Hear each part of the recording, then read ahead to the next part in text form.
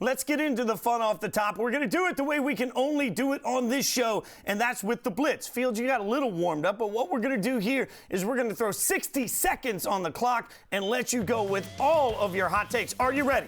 I'm ready. And away he goes. 60 seconds. Take it, Field. All right, so we're all talking about the incredible win for the Rams yesterday, spearheaded by a dominant defense. Jalen Ramsey, Aaron Donald amongst the top players on that group, and the quarterback was a carousel yesterday for them between John Walford starting, getting hurt early, and Jared Goff filling in. I want to give credit where it's due, though, because a few years ago, the Rams made a decision to go all in on a core of players. Aaron Donald, Jalen Ramsey, Jared Goff, Robert Woods, Cooper Kupps, the Cooper Kupps of the world, Andrew Whitworth, all guys paid at or near the top of the market at their respective positions. It put a huge premium on scouting and developing. GM Les Snead has made a ton of great picks around the margins, not first-round picks, because the last first-round pick the Rams had, Jared Goff.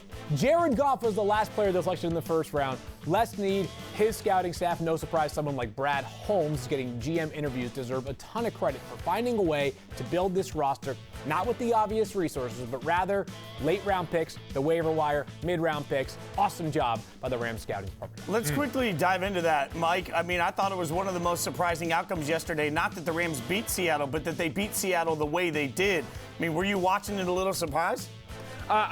Not overly. This has always been a weird division. I think Mina Kimes, who does a great job for us and is a rabid Seahawks fan, has always said anyone in this division can beat anyone else on any given day, but you also know there's an added level of violence. And I'd say this, what we all see triggered on the Rams' defensive side of the ball comes from Aaron Donald. When you've got one force that can command so much respect, we've seen the Leonard Floyds of the world be able to enjoy a rebirth at this spot because now you know you're never going to be the one that everyone's got their sights on. All eyes will be on Aaron Donald and his health moving forward because that Rams defense looked absolutely unbelievable. Mike, you ready to get in on the fun?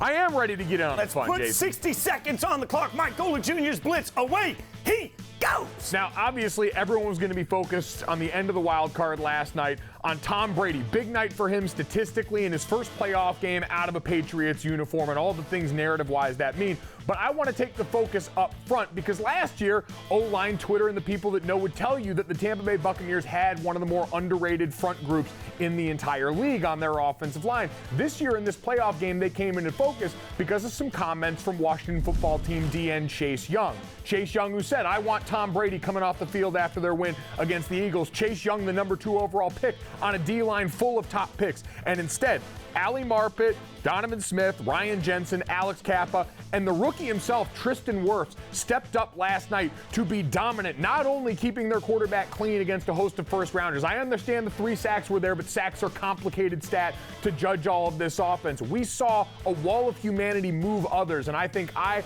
like many others, grew to appreciate what Tristan Wirfs, especially as a rookie, was able to do protecting the future Hall of Famer Tom Brady. Worth noting also, by the way, that it's not like Brady was just getting rid of the ball dink and dunk style. I mean, he had time to go down the field with it the whole way field.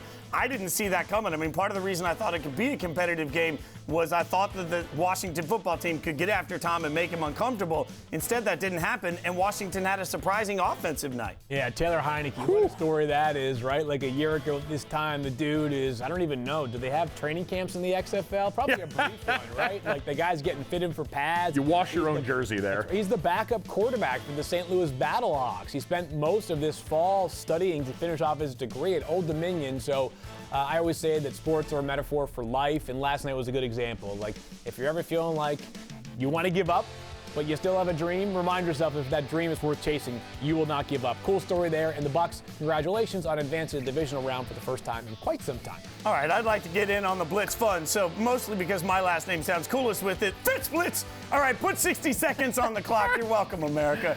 And away I go. All right, one of my objectives, and this might be impossible in social media, is to get everybody at some point to learn to listen without wanting to necessarily debate. I think that's more important than ever when it comes to analytics. Everybody is jumping on it without even understanding at times what it means. Let's understand that sometimes a football game's a little like a choose-your-own-adventure book when I was a kid. Turn to page 32 if you're going to go right here. We have to understand that not everything plays out in the game the same way.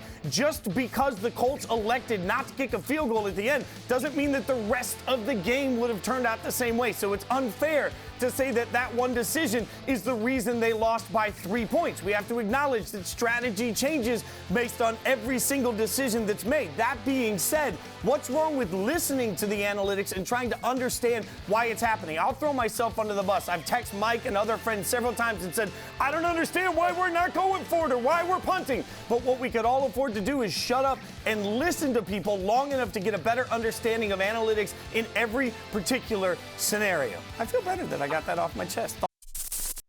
Thanks for watching ESPN on YouTube. For live streaming, sports, and premium content, subscribe to ESPN+.